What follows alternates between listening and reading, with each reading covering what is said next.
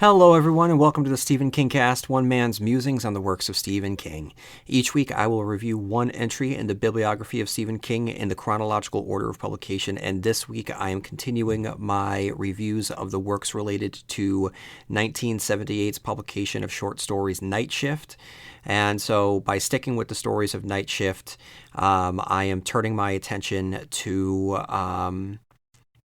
Graveyard Shift.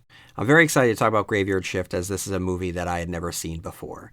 I will talk about my history with Graveyard Shift and what it means to me, and then what my experience was watching it for the first time.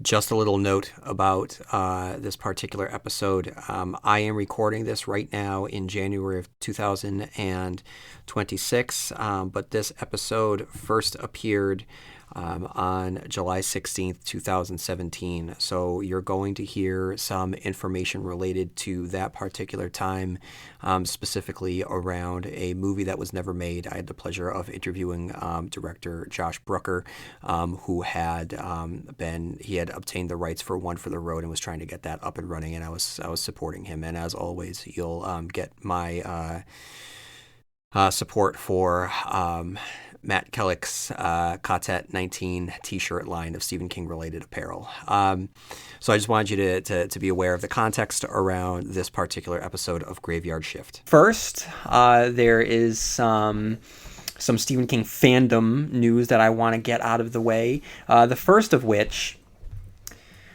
talking about adaptations based on the short stories found within the Night Shift collection, I am very excited to promote an upcoming film that is currently in production. It is the film based on the Night Shift short story One for the Road, and I didn't review it in last week's episode because I had covered One for the Road in my original review of Night Shift, which I just re-released, not this previous episode, but the one before it. So if you want to hear my thoughts on the short story One for the Road, you can definitely check it out there. But this is a movie that is ripe for adaptation because at its heart, it's a very simple horror story. It is one that is filled with dread.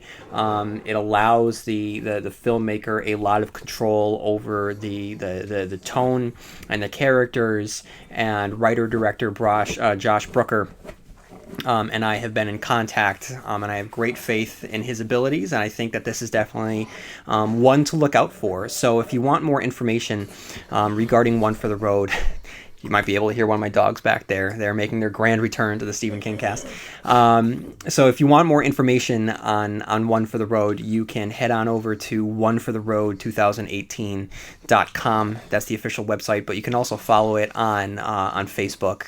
Just do a search for One for the Road movie, and it'll come up. So if you follow it and you like it, you'll get a lot of information from Josh, who has been able to put out some videos, behind the scenes videos on what the scouting locations are looking like as he gets ready to film the actors. So it's exciting stuff, and I'm in a fortunate position where I'm going to be able to give you all updates. So follow me on Instagram, follow me on Twitter, follow me on Facebook, certainly. And when I hear news, I will be able to give you news in real time.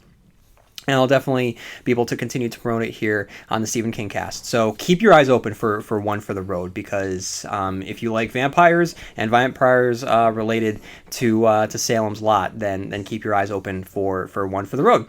Also, I want to continue to plug the coolest Stephen King t-shirt site online. If you like Stephen King and you like pretty dope t-shirts, then head on over to http://ka-tet19.net, or just do a Google search for Ka-Tet t-shirts and we'll come up. The guys over there do phenomenal work. And it's not just for the Dark Tower. I mean, there's a Pet Cemetery t-shirt, there's a Shining t-shirt, there is a Losers Club t-shirt. So there's definitely a lot of options for you to choose from outside of the world of the Dark Tower, but there are just fun, very, very clever t-shirts for like true diehard Tower junkies, that if you're walking down the street with a Hey Jude t-shirt and it's the quartet walking across Abbey Road, no one's going to understand what that is except you and any other Dark Tower junkie that walks past you. Or if you are walking down the street with the Ka symbol on your shirt, no one's going to get it. No one's going to get it if you're walking around with a Dixie Pig logo.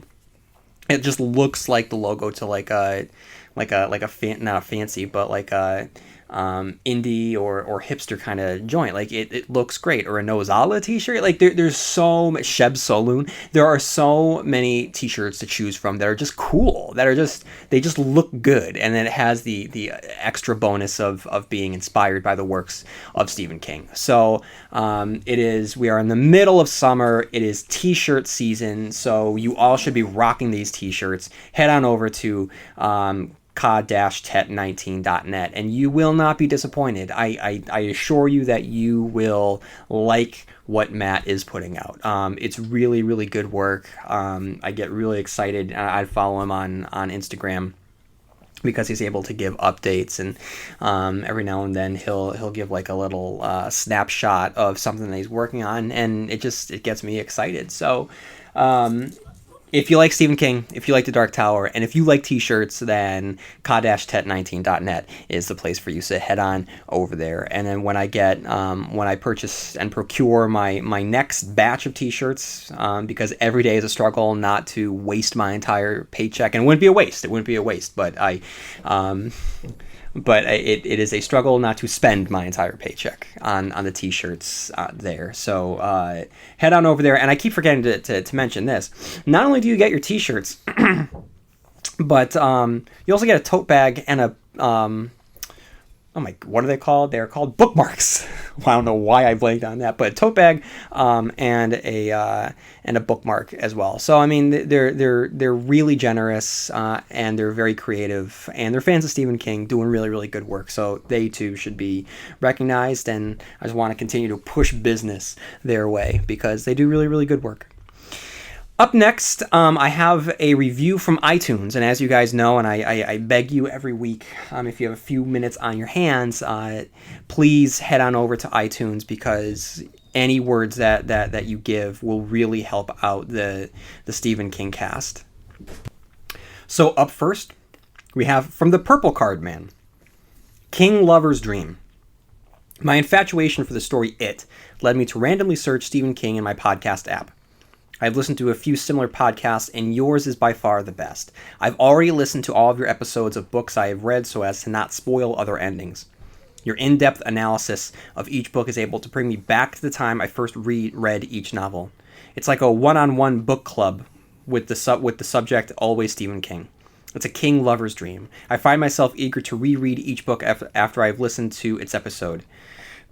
In which I have for the Green Mile, and plan on rereading It with the movie coming out in a couple months. I've listened to your 3 reviews of It multiple times, as well as your It trailer episode. Like you and so many other King readers, It was the one that hooked me at such a young age. The only 2 gripes I have with the podcast is 1, you don't give spoiler warnings. I avoid episodes that I haven't read, but even in other episodes you sometimes give away endings to other books. I find myself skipping ahead too often, so I am not robbed of a good story later. 2, I feel the negative qualities of certain characters hold too big an influence on your tone of an episode, such as Jerome in Mr. Mercedes and the gangbang in It. These are the only negative things I can think of. Your calming voice and love for Stephen King make for a wonderful way to get through my workday. I hope you choose to start other podcasts, as I, along with many other King fans, will miss your antics. We're like one big family under the dome. One we'll never see but are familiar with, all because of Stephen King and yourself. Thank you for the countless hours of therapeutic entertainment. So, Purple Card Man, thank you. That was a ridiculously kind iTunes review. And just a couple thoughts. One, the spoiler warning. I am really trying to be cognizant of that, and I am guilty as charged of just forging ahead and just ignoring spoiler warnings for anyone that hasn't read all the Stephen King works.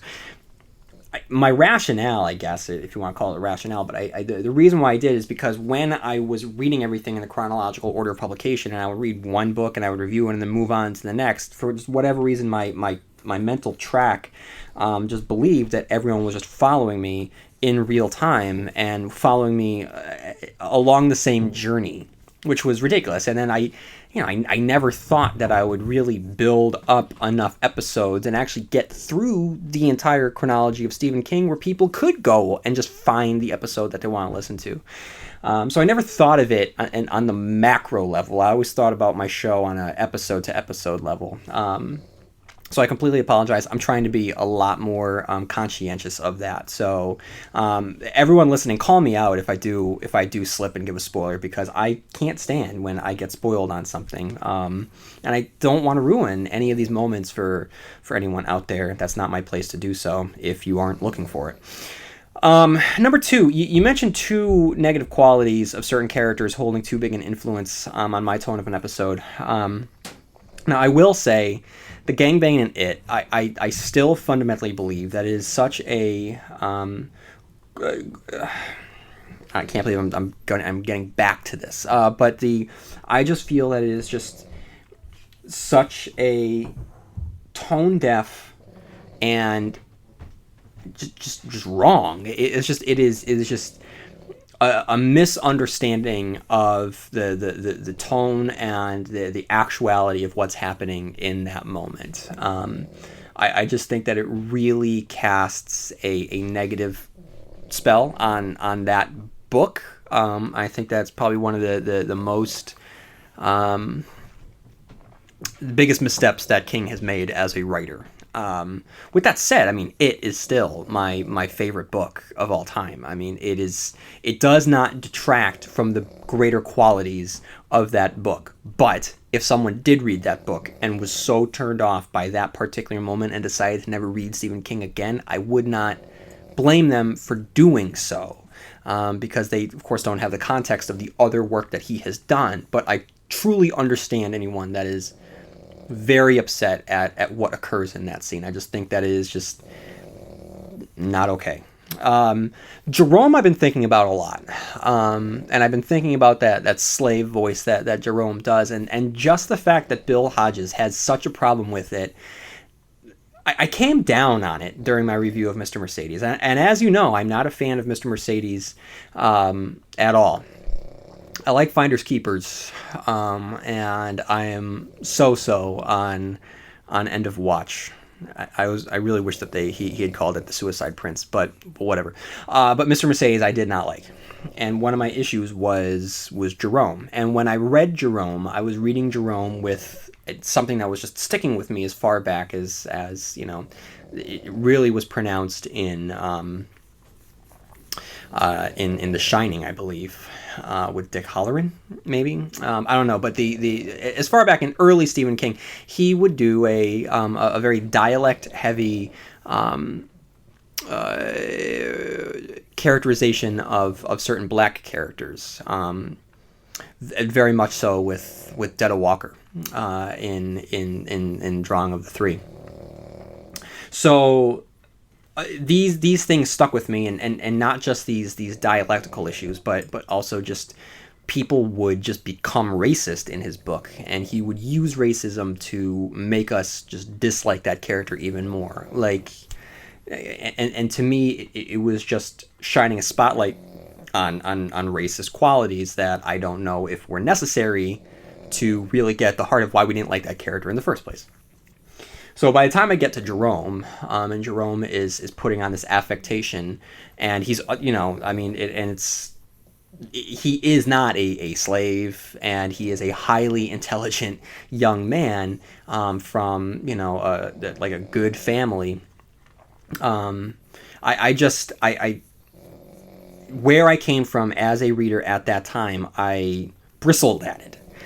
Looking back now with some distance, I actually am starting to turn on my original take on Jerome as a character, especially because we get so much from his sister. And King, I believe, I mean, I'm speaking as a white male, I don't really know what it's like to be, a black teenage girl. But I think that King did really, really good work from my perspective of placing us in the shoes of what that experience must be and having her blackness judged, which I know is a thing. It's one that I've never had to experience, but I understand it. No, I don't understand it. I understand that it exists. And I think that King, being the empathetic writer that he is, placed himself as much as he could in that in her shoes and really wrote the experience as much as he could, being a middle-aged white male. And I think that he did a really good job, and I thought that it was really nuanced, and it made me rethink Jerome as a character himself, and Bill's rejection of Jerome's slave time voice and persona that he would give, and the fact that Bill really hated it. Part of me wonders if that's, Bill Hodges, who is roughly Stephen King's age, if he is looking at this character who is a fully fleshed out three-dimensional character and is speaking like not unlike some of Stephen King's black characters, and it's Stephen King refuting how he once had written these characters as he writes, like I said, a nuanced three-dimensional black young man. So I'm coming around on Jerome, and I don't know, with Mr. Mercedes coming around the corner as a show on AT&T, what I don't even know what that is, but with that coming around, I'm excited, and the footage that I've seen, actually, I don't want to say it's got me excited, but it's making me be a little bit more open-minded to Mr. Mercedes. So, Purple Card Man, thank you for with your words. I mean, you made me kind of rethink some of my stances here on that I've taken in the past with some of Stephen King's characters. And then we have show/book fan writes, the best Stephen King podcast. I've been a constant listener of this podcast for well over a year, and there isn't a better King podcast out there. I've even went back and read a couple of King's books just so I could listen to the podcast review. The reviews are very thorough. Until yesterday, I had not even heard of Gwendy's Button Box, but since the Stephen King cast posted the latest review, I had to order the novella on Amazon. Like the podcaster with no name, I am also a huge Dark Tower junkie, and I have loved all the Dark Tower bonus episodes discussing connections between the works. Even though he never gives his name, you feel like you're talking to an old buddy when you listen to the show. If you're a King fan, you must listen to this podcast. Don't stop with just the novel reviews. The movie and television episodes are also a lot of fun. I nearly choked on my Pepsi when I listened to the review of the Langoliers miniseries. Also, check out the episode about the SK tours in Bangor. I took the tour myself, and it is awesome. It is easily a 5-star podcast. So, show/book fan, thank you so much. And yeah, guys, I've had bonus episodes throughout my run, and if you haven't listened to the Stephen King tours in Bangor, which appropriately enough comes at the end of my my review of It, so I'm sticking with Derry, which is really, really appropriate, seeing as how Bangor is the inspiration for Derry.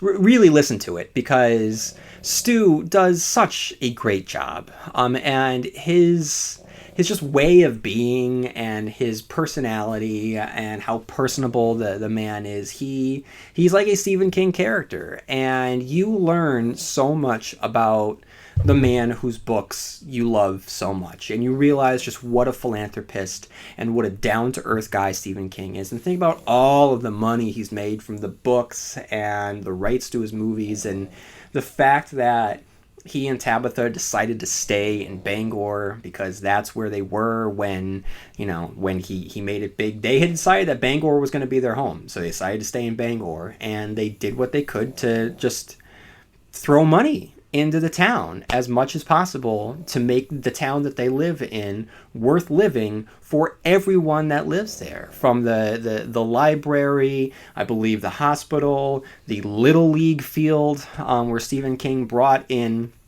a designer of Major League Baseball fields to work on it. I mean, it really just shows the humanity of the King family, and you just get, and not only do you learn about Stephen King, but you see all of these points of inspiration for recognizable locations that you'll spot within all of Stephen King's works. So it's definitely well worth it. I mean, it's easier for people that live on the East Coast, certainly. But, I mean, even if you're traveling from far away, there's so much to do on the East Coast, especially in Maine itself. I mean, so spend a day in Bangor and then drive a few hours south to Wells, or an hour or so north to Bar Harbor, and you won't, you'll enjoy Maine. There's a lot to do. So I would recommend heading out to Maine for a number of reasons, but definitely to check out SK Tours. Now, guys, I want to talk about some Stephen King news, because there's definitely some news to talk about. So the last episode that I released was last Monday, and I had recorded the episode the night before, and I released it on Monday. And of course, after I recorded it and the day I was releasing this episode, Sony dropped the second Dark Tower trailer. So I was just like, oh, of course. When I release this episode, I am now releasing on the same day, and when I eventually get around to it, my thoughts aren't going to be as fresh. So I'm not going to do an entire episode on the Dark Tower trailer the way that I did for the first one, because that first one, I had so much to say, and it was special seeing Dark Tower footage for the first time. Right now, we've lived with it for a while. Our expectations have been tempered a little bit, I believe, and I just wanted to give the story of how we got to that first part of that trailer when it was released. Now that we have less than a month away, 3 weeks from the Dark Tower movie, which is insane to think about, they have released a trailer. So the tower is closer, guys. The tower is closer. The trailer, if the tower is closer, the trailer itself is also shorter than the previous trailer. There's not a lot of new footage. So, I mean, that's the thing, is that when I reviewed the first trailer, I just went through frame by frame, and I just talked about everything, because everything, like I said, was fresh. So one thing that I'm not sold on this trailer. Some people online are really saying some good things, and so that leads me, that I'm glad. I'm not going to try and take that away from you. I think that's great, and I wish that I had your enthusiasm for this trailer. I have some qualms about the first trailer, but that first trailer still got me really, really excited. But one thing that in this trailer, the previous trailer, and some of the little featurettes that have peppered online and television. One thing that is undeniable that I really have to give Nikolai Arcel so much credit for, all the credit in the world, is he understood that while he's not calling this movie The Gunslinger, and he's calling it The Dark Tower, he understands that its main character is the gunslinger, and that means more than just being a cowboy. It means more than just a dude that has a gun. And while we don't have giant sandalwood pistols the way Roland does in the books, they're not as big as I thought that they would be. That's kind of not the point. Shooting people is this man's superpower, and he's treating it, Nikolai Arcel is treating it just like that, just like a superpower. The gunplay and the things that Roland is able to do with his guns, how he's able to fire, how he's able to reload, how he's able to aim and shoot, he looks like the deadliest person that's ever lived. And it really it kind of makes him terrifying. The fact that if he wants to kill you with his gun, it doesn't matter where you are, he's going to do it. It's really, really impressive. And you're seeing things that I've never seen before when it comes to gunplay. So I'm very, very excited for no other reason than seeing that take place on screen, because it looks really, really awesome. Another thing that is really, really cool, and I posted this on Instagram and Twitter and Facebook. There is one shot of the tower, guys. It is breathtaking. It's gorgeous. It is. Now we have seen the tower, and so we have seen the tower in our mind, built on the words of Stephen King. We have seen Michael Whelan draw the tower. We have seen I can't remember the name of the other artists at the time, but I mean, there hasn't been an edition of the Dark Tower books that hasn't provided some picture of the Dark Tower. So we have seen so many versions of the Dark Tower. Looking for an escape? Try Ghosts in the Burbs, a podcast that began as a collection of stories about the people of Wellesley, Massachusetts, and the ghosts and monsters who haunt them, and expanded to include cozy scares in other suburban settings. Ghosts in the Burbs is written by me, Liz Sauer. These stories include no gore, no extreme horror, and no ads, ever. Just cozy, creepy escape. Find Ghosts in the Burbs wherever you listen to podcasts. Through the artists working on the illustrated editions of the books. Then we've had Jay Lee's art. We have had other famous comic book artists who have provided backup pieces of art within the Dark Tower Marvel comic books. On Deviant, or DeviantArt, whatever that site is, but we have seen so much fan art for the Dark Tower. We have seen so many interpretations of the tower, so many interpretations that are very, very powerful and wonderful. And I will say this. There is one shot of the Dark Tower in this trailer that, if nothing else, if this movie isn't good, I will just thank the 12 Guardians of the Beam, and I will thank Gan himself that at the very least we got this particular shot, because it really is, like I said, it's breathtaking. It is the Dark Tower, and you just see how massive it is, because it looks like it's going forever, and it's a cloud shot. Like, it's breaking through the clouds, and the camera is resting on the clouds themselves, so you don't know how far below it goes. So we still don't see the red fields of Cancano Ray. But so we haven't seen any roses yet, and I don't know if they're going to give us that particular view. But we do see just how massive this Dark Tower is, and I really do need to give Nikolai Arcel and whoever else worked to make that particular shot, or this particular version of the tower. It looks stunning. Also in the trailer, we see a ruined midworld city. And I said this in my review of the Dark Tower trailer, the first one. I do believe that this ruined midworld city is the glimpse. It's a glimpse of the ruins of Gilead.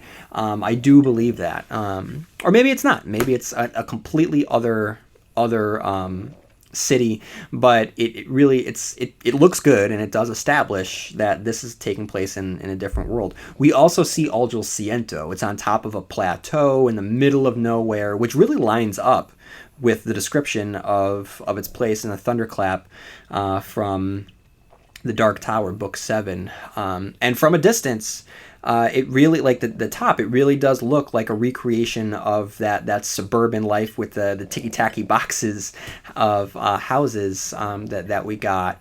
And then noticeable is a giant barrel whose mouth is opening up towards the sky. So I assume, and we see this kind of in action later on, that it's sitting right below one of the beams. And this is where the breaker's energy is going to get channeled to shoot upwards and attack one of the beams.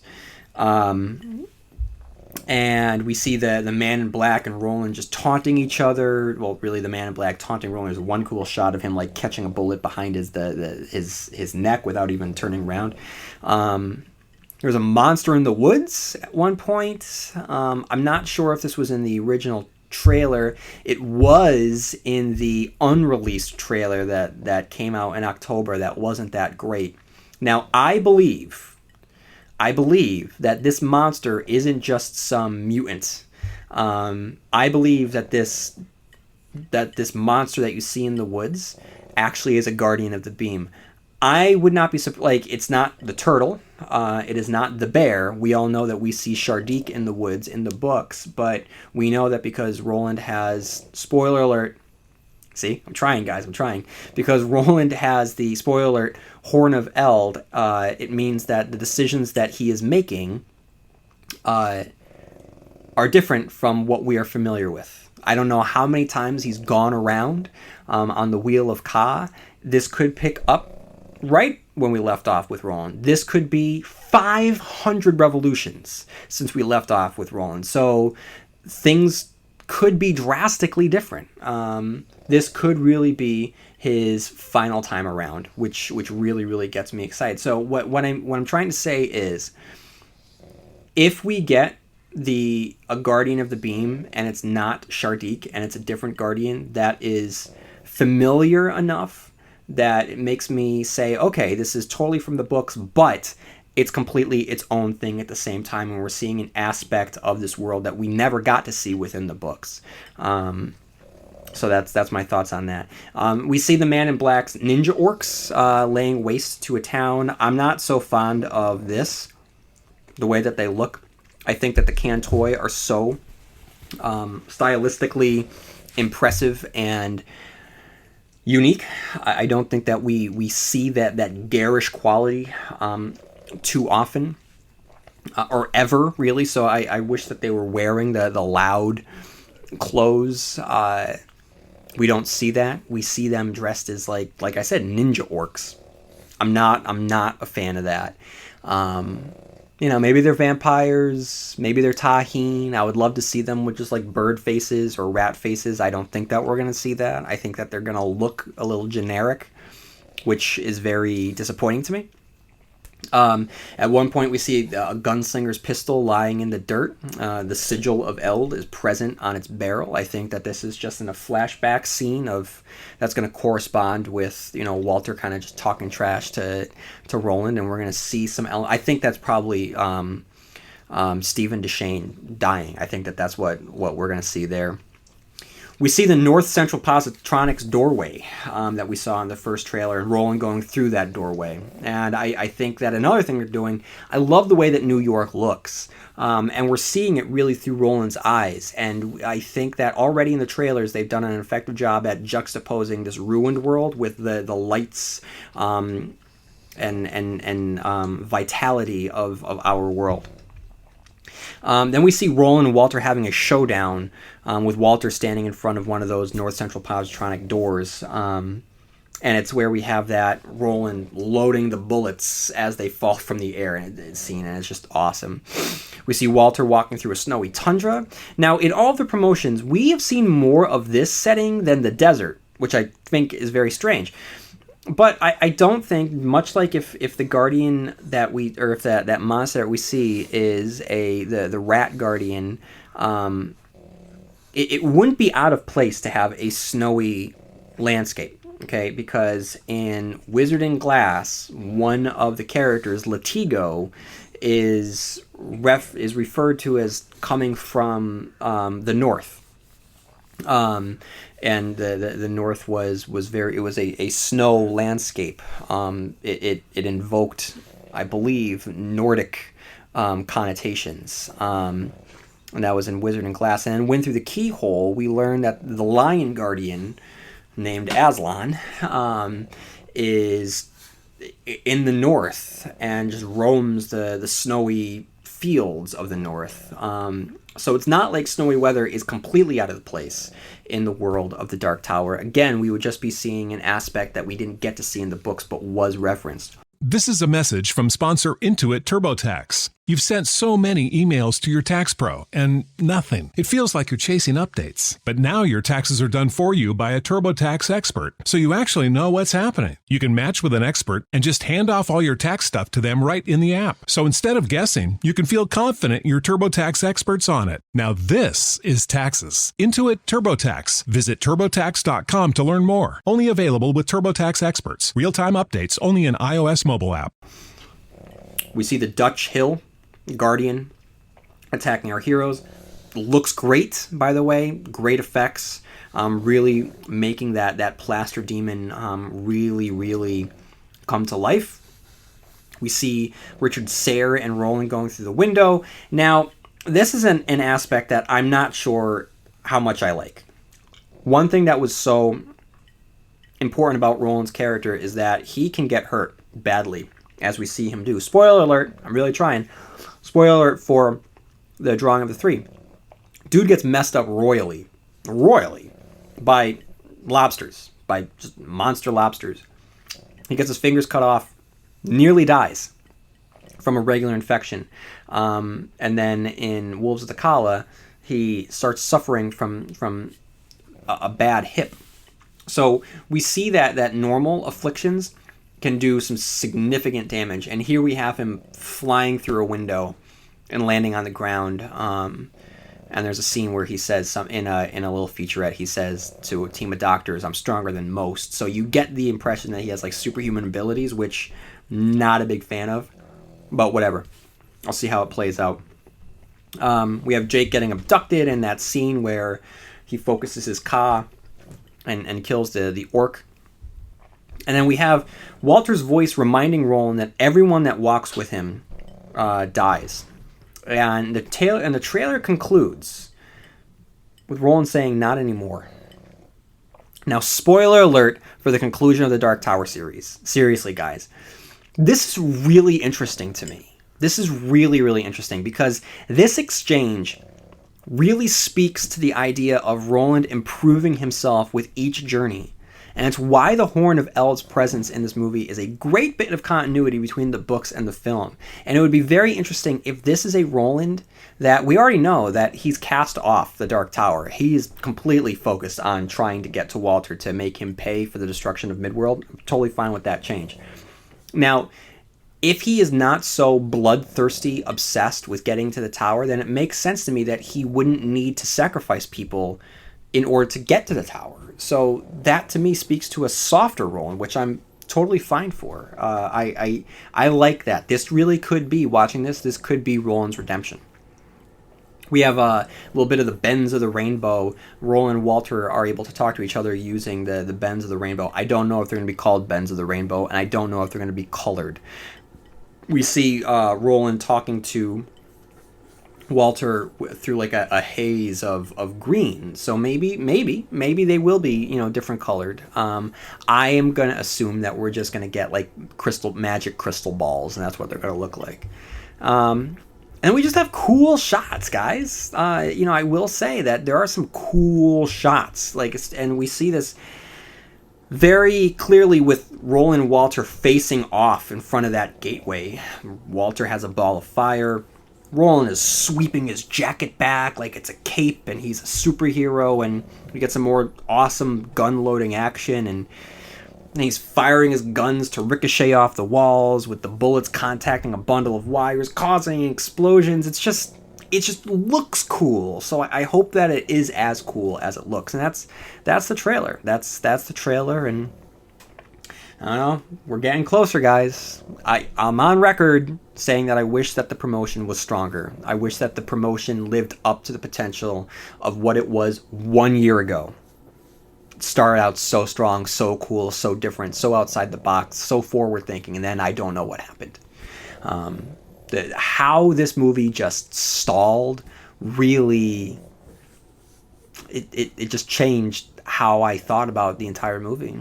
So I hope that when I sit down and the Junkie XL score comes on and I start seeing the images come to life and these characters that I've lived with for so long just start to breathe in front of me, I hope that I become Jake Chambers and get carried away to another world. I really, really hope that I do. I am not going in so excited that I'm going to be disappointed. I'm going to go in with tempered expectations. It's going to be hard, and if the movie is not good, I will definitely report on it not being good, and I'll tell you why. But it's going to be hard for me to really distance myself from the fan that read every book multiple occasions. It's going to be hard for me to distance myself from the fan who really understood, began to understand how to read with a purpose, because of Stephen King. And so, I mean, there's a lot of me. There's a lot of me tied up in this, and I get it. I get when people get disappointed in their fiction, and so I hope that I am able to really, really enjoy it. But I will keep you all updated on my journey along to the Dark Tower. Now, we're going to switch from the Dark Tower in Midworld. We're going to go to Castle Rock. Hey guys, big news! Pennywise is coming to Castle Rock. Kind of. Let me read this little bit of news from Variety. Bill Skarsgård has been cast as a series regular in Hulu's Stephen King series Castle Rock. The project marks the second King project for Skarsgård, who will star in the film adaptation of King's classic novel It as the iconic terrorizing clown Pennywise. In Castle Rock, Skarsgård will play a young man with an unusual legal problem. He joined a cast that includes Sissy Spacek, Andre Holland, Jane Levy, and Melanie Linsky. Castle Rock is described as a psychological horror drama set in the Stephen King multiverse that combines the mythological scale and intimate character storytelling of King's best-loved works, weaving an epic saga of darkness and light played out on a few square miles of Maine woodland. The fictional town of Castle Rock, Maine has served as the setting for many of King's books, including Cujo, The Dead Zone, and The Body. The series landed a 10-episode order. So I am excited about Castle Rock. I will hopefully have more news for you about Castle Rock in the upcoming weeks. And I hope that there's some sort of shout out to it when Bill Skarsgård shows up on screen. Now, guys, up next, I have some emails. Now, first up, we have Notorious B.I.G., a.k.a. the Hispanic Danny Torrance. And the Notorious B.I.G. writes, "Thank you for making this podcast. I live in Chicago, but work out in the suburbs, and your great analysis has helped me on my commute. Saying it helps is an understatement. I started working for a new company with a substantial pay increase, but as the greatest poet of our generation once said, mo money, mo problems. With this increase in responsibilities, I found myself dreading the drive.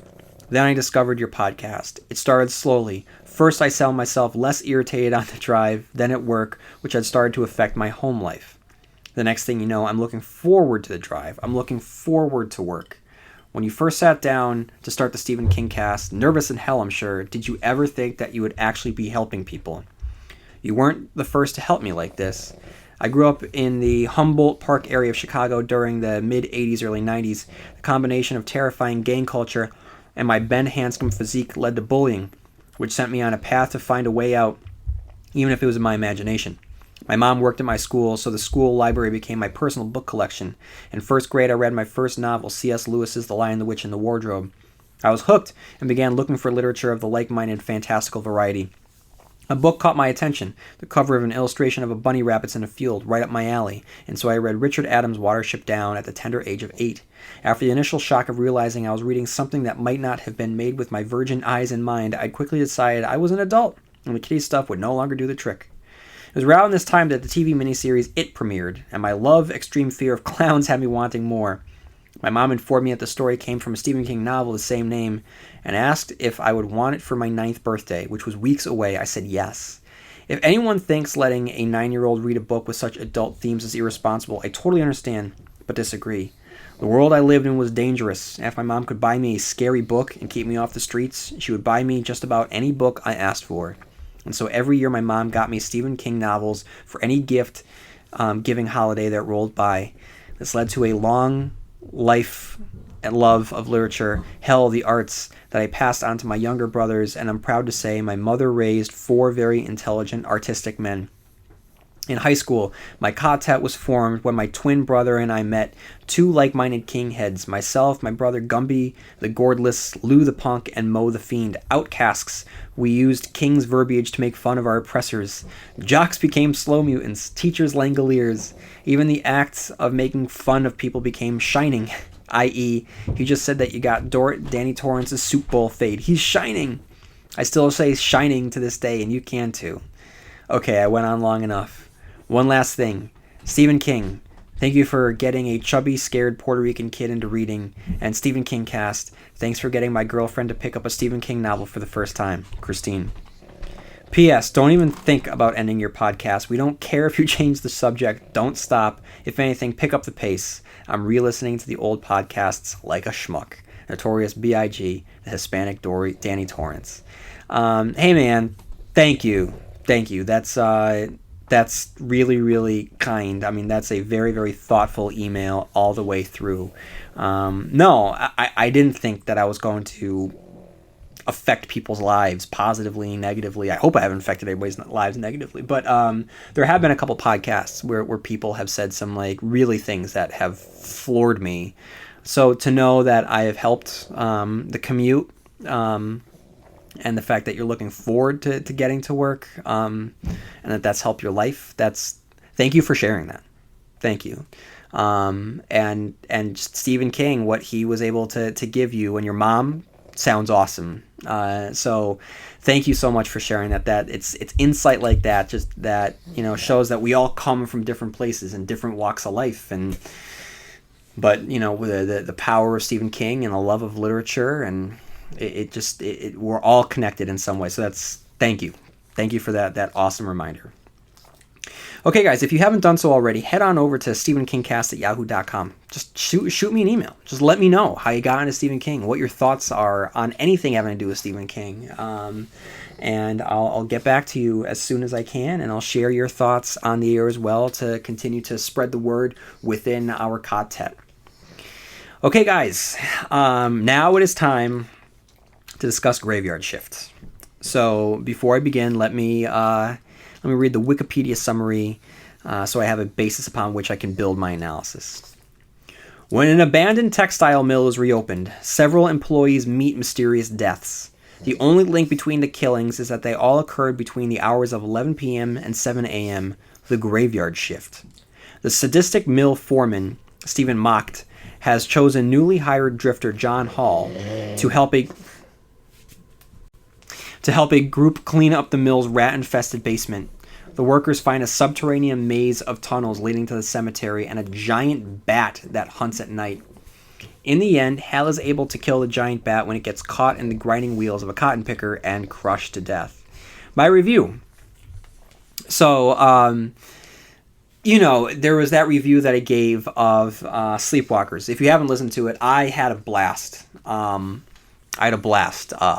Sleepwalkers, and so when I was watching Sleepwalkers, it got in my head, okay, and I was talking to my wife and a friend of ours, and I was like, listen guys, you never seen Sleepwalkers? Okay, so here's what we're gonna do.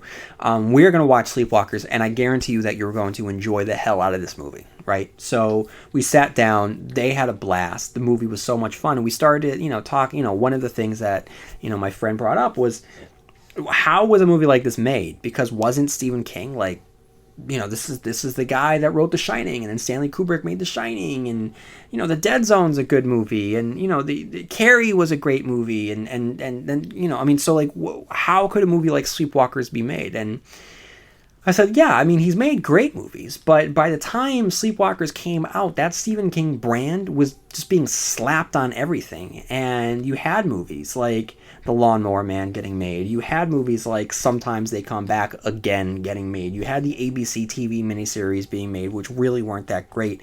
And then you had Graveyard Shift, which I slammed in a conversation, and I hadn't seen the movie yet.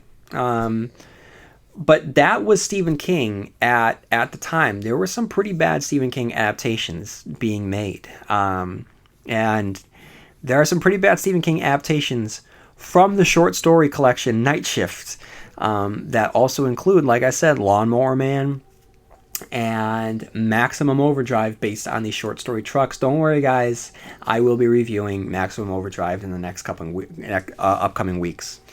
So my relationship with Graveyard Shift, it's a movie I'd never seen before, but it's one that I felt I had always lived with.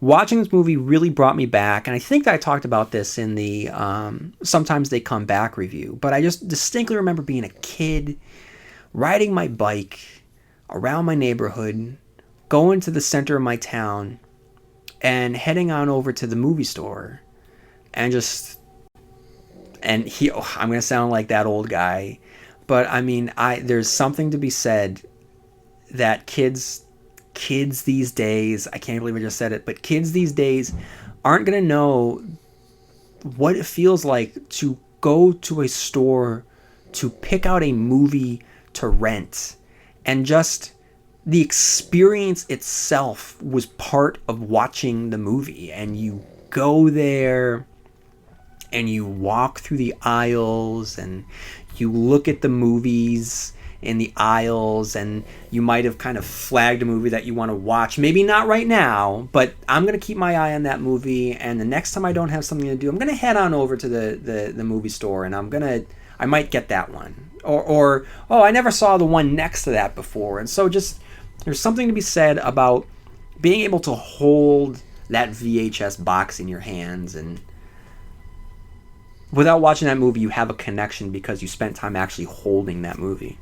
And of course, then there was the new releases that would come out. And at the time in my movie store, and this was not Blockbuster, it was a local movie rental place, they had these little flyers right by the entrance, and they were free, and you could take them, and it gave an update on upcoming movies in the rental store, and you know what to watch out for, like what had just come out, what was going to coming out, you know. And because I was a horror fan, and a Stephen King fan, I knew about Graveyard Shift, and I just always associate that with home movies. And I know it was released in a theater, but it just being on VHS is just what I remember Graveyard Shift to be. And all of the time I had spent watching movies growing up, and all of my many, many hours being a Stephen King fan, I never touched Graveyard Shift until recently. And I was about to say it was a treat, but not really. You know, really wasn't that great an experience. So the movie itself, we get the establishment of the setting. We have sweaty workers and giant machines, and for a second, you might think that this movie is going to just cross over with the Mangler. Now, our first victim seems to be unaware of the rats. He's more interested in punching his hand into a nail. And I rewatched this scene 3 times, and I don't know what is going on. It's only when he's cleaning up his hand when he spots the first rat, which he names Doris. Seconds later, he realizes he's surrounded. And much like the cats in Sleepwalkers, these little guys are just cute. Like, they're not disgusting. They're not villainous or threatening. They're just kind of cute little rats. And he starts taunting the rats. He grabs one of them by the tail. He feeds it into the machine so the other rats can see. And just as he's about to throw another rat into the machine, he's engulfed by a massive shadow. When he turns, he's so shocked, he flies backwards into the machine, where he's chewed to pieces and his bits feasted upon by the many rats. It's an awful beginning. I don't know if it's supposed to be scary. It's not. I don't know if it's supposed to be funny. It's not. It's cheesy. It's over the top. It's not great. Then we get our credits, full of mist and streams, sunken graveyards, which all leads to Brad Dourif, Charles Lee Aday himself, Grieva Wormtongue, as the man known as the Exterminator. Now, he is dressed like a wrestler stuck with a freedom fighter from the future shtick. So actually, he kind of looks like he should be like in The Running Man, and he's time traveling back to the Graveyard Shift, and he begins to pump the rats out from the mill. Then we meet our hero, John Hall, as he gets off his bus, and he's ogled by the women, glared at by the men. Then he meets his boss, Warwick, played by, the only way I can describe it, Stephen Mocked. He just looks like the poor man's Eric Roberts.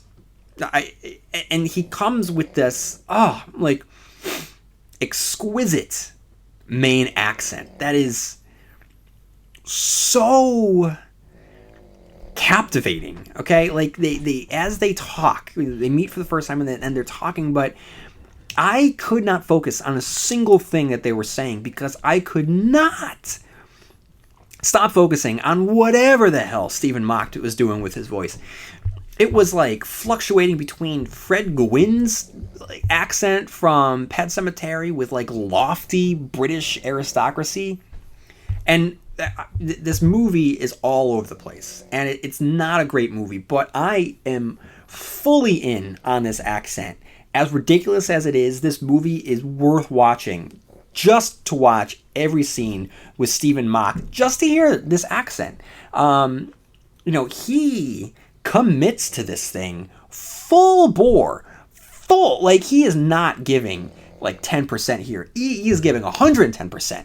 And he fails spectacularly at this accent. Don't get me wrong. It is not good, but it is so worth watching. And I give him credit for at least doing something interesting with this role, because the same cannot be said about John Hall, who is just blandy McNothingness.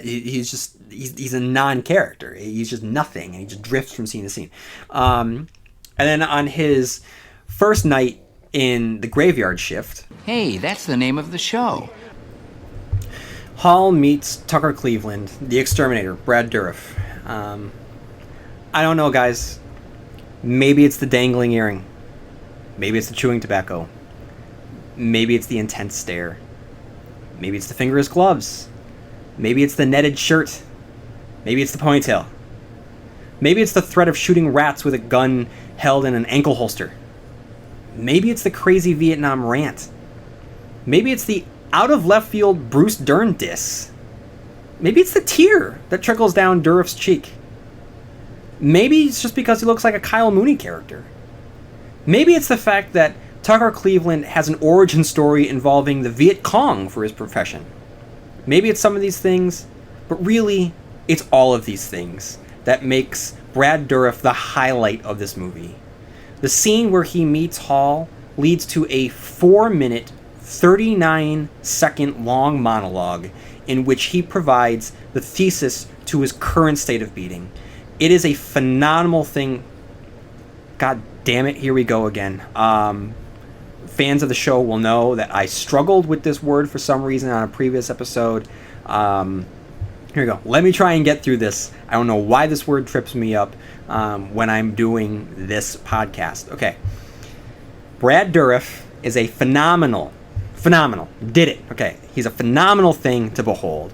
And this is prime Brad Dourif era too, by the way. So at this point, he's been Chucky for 2 years, and later that year, he's going to reprise his role for Child's Play 2, as well as his really underrated performance and underappreciated performance in the why in the hell is this constantly overlooked Exorcist 3. Now, I've never seen a bad Brad Dourif performance. Now, remember, though he's found a niche in genre movies, this is a guy that won a Golden Globe and was nominated for an Oscar for his very first movie as Billy Bibbit in One Flew Over the Cuckoo's Nest. So, please, guys, please understand that it might sound like I'm kind of like being ironic or sarcastic, like how I was talking about the main accent earlier in the podcast. But I'm not. I'm not being ironic. I'm not being sarcastic when I'm talking about the performance. I'm not. I'm legitimately being sincere. Yes, the script calls for him to look and act like a lunatic, but the performance is genuine. The performance is intense. It is legitimately worth watching. Meanwhile, Warwick continues his sweaty rampage of villainy, threatening his employees of all genders with his that just bonkers Maine/strangely aristocratic accent. I mean, I gotta be honest, like, at times, it is so mesmerizing, it almost sounds like he's trying on a Christopher Walken impersonation. Well, in the basement, we get another kill, except this time we see a little more of the shadow that had taken out the first victim. This time, a massive wing covers the man's face. Despite the fact that the movie doesn't make any sense, the image is effective. What's not is why the townsfolk hate Hall as much as they do. I mean, the guy's just a worker like the rest of them. He doesn't look any different from them. It's not as if he's like black and the rest of them are white and they're racists. I mean, his hair isn't hippie length among a sea of crew cuts. You know, he's not gay in a world of homophobes. You know, he's not Middle Eastern in like a sea of xenophobes. I mean, there's zero reason for them to hate him, and yet the movie continues to shove this down our throats. Another thing that gets shoved down our throats is our Castle Rock reference, a classic Stephen Kingism. In the basement, the giant rat creature is stalking our newest member of the team. Again, the movie is terrible, guys, but the effects for the rat monster, they're pretty dope. Like, I gotta say, like, really, really good effects. The milky white eye, you know, is very effective. Like, the way that it blinks blindly as it's, you know, surveying its prey. I really like the effects that were on display. Now, in a scene familiar to the fans of the short story, we get the moment when Warwick offers Hall the opportunity to work in the basement. Hall agrees, though it will surely cut into his sultry smoking time. The only thing more over the top than his smoking technique, to inhale the smoke through his nostrils before blowing it out through his mouth, is Warwick's villainous apple chewing. I'm glad that the director allows the camera to linger on him as he plows into that apple. Now, actually, the more that I think about this movie, the more it really is worth rewatching. It's so absurd, kind of for all the right reasons. After Warwick's mistress accidentally falls downstairs and is killed by the rat monster, we head into the basement for the cleanup. I'm not even into an hour into this movie at this point, and I'm not saying that a 6,000 word story can't be turned into a feature film. It can. Obviously, I mean, this movie was made, but I don't know that just because you can do something, you should do something. Like the character of Brogan, who wields the hose with such screaming aggression, he looks like Mac with the machine gun after Blaine dies in Predator. Spoiler alert. But no matter what you do, Brogan, you're never going to be Mac. Thankfully, guys, like, we have Tucker Cleveland, who gets to, at least, before he is dispatched way too early in this movie, at least he gets to chew the scenery with Warwick. Now, Warwick convinces the exterminator to head into the graveyard for an unspecified reason, and Cleveland is surprisingly dispatched right away. His head is smashed by a stone coffin, and with his death, he was the reason I was watching this movie. I was so plugged in to this performance and what Brad Dourif was giving us. I'm telling you, like, I know that it sounds like I'm being sarcastic. I am not being sarcastic. It is a really good performance. It is cranked to, like, way past 10. It is so worth watching. The visual alone is worth watching, but the performance that Brad Dourif gave us, far too short within this movie. It was phenomenal. Just so worth watching. And then he's just gone. That was, of all the things in this movie, and there's not a lot of shocks in this movie, that was shocking. Not for the right reason, but it was shocking. The characters make it into the sub-basement, and Brogan quickly dies. He discovers severed arms, he screams, tries to flee, breaks the stairs, smashes the water hose, falls into a misty pool, and is killed by the garbage monster from the trash compactor in Star Wars. In the sub-basement, they find old wine bottles, and for some reason Warwick decides to take the dirt that had been collected on the bottles and begins to smear his face with it. Warwick and his goons try and find their way out while Hall and his love interest from Castle Rock go their own way. One of the goons makes the decision to stick his arm into a small hole. And of course the audience isn't surprised when he starts to scream in agony.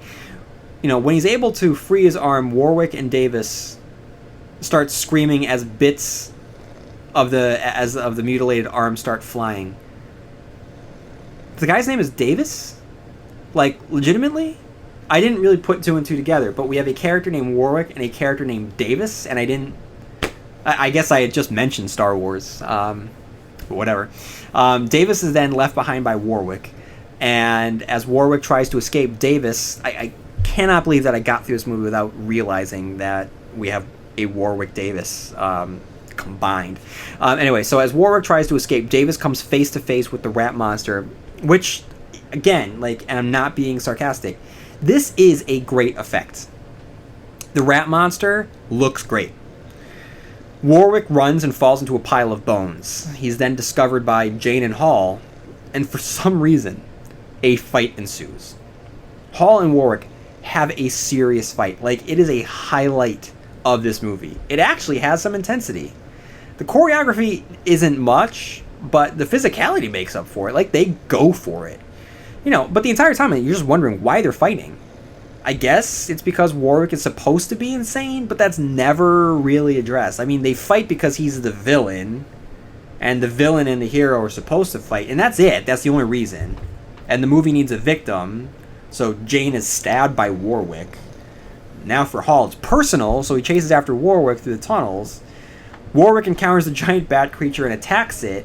Now, I was surprised by this. I figured that based on Warwick's actions throughout this movie and his descent into insanity, I just figured that it would be revealed that he had known about this creature all along and was sacrificing his workers to it so it would live. That is what I thought was going to happen. But no, I mean, that would have been an interesting twist of the movie.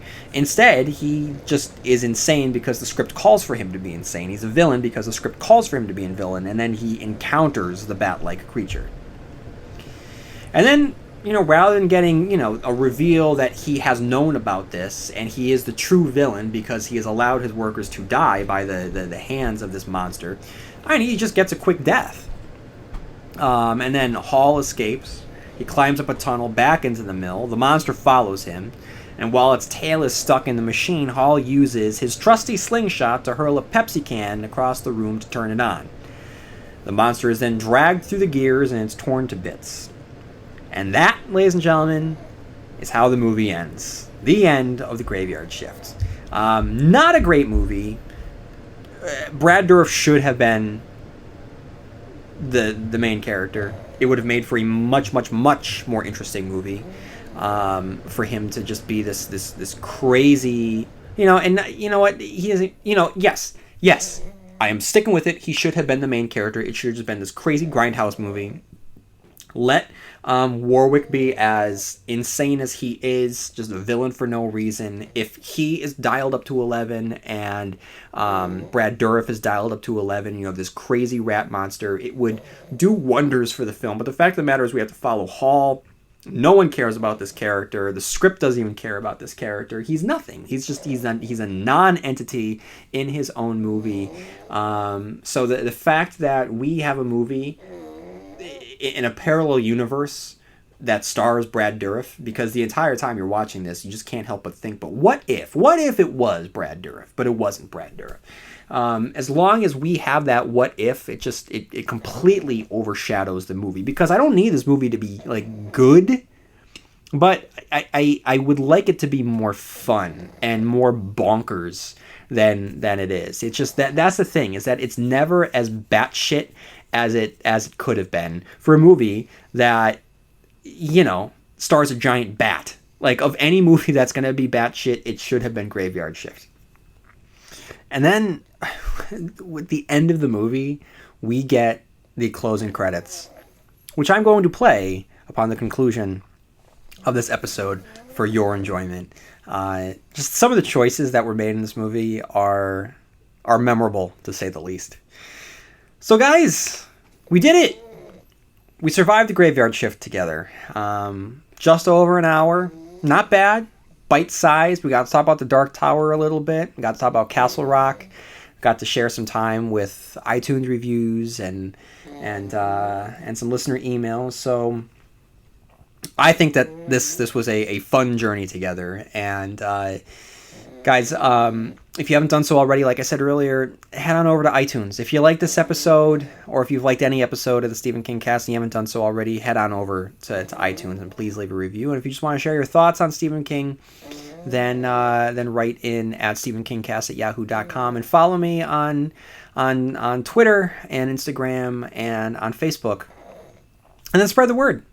Share it with your friends, and get the word out there about Stephen King. This is the time to be a Stephen King fan, and this is the time to listen to the Stephen King casts. So if you know someone that likes Stephen King, just throw the podcast their way, and let them decide if they want to listen or not. But do me a solid if you have a couple minutes on your hands.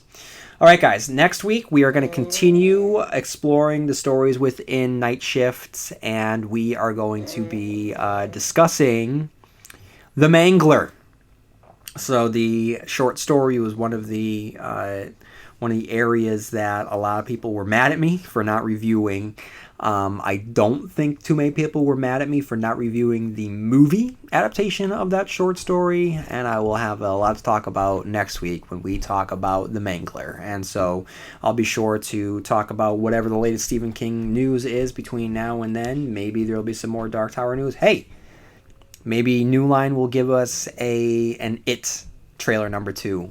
We are around that time where we should be getting another trailer for It, because September, it's going to be here in September, and if we are so close to the Dark Tower, you know what? It is not that far away. So if there's any news, I will definitely share it next week. So guys, may you have long days and pleasant nights, and I'll see you here next week where MOON spells Stephen King Cast.